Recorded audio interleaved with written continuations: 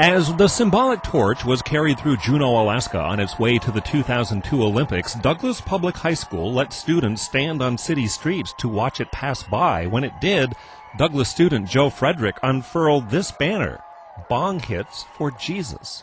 I find it absurdly funny. I was not promoting drugs.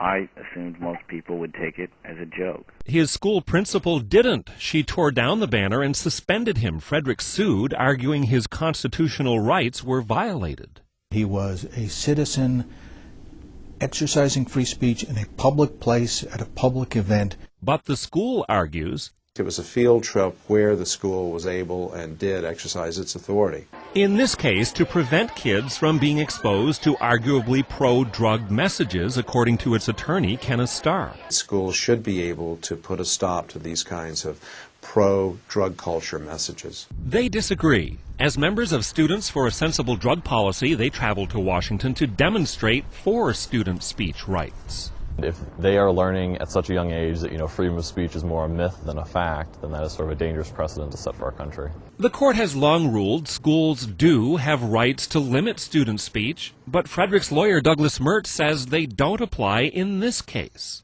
The test is whether the exercise of free speech creates a substantial disruption of the educational process. But what's disruptive enough to limit free speech? These California kids demonstrated against immigration policy last year.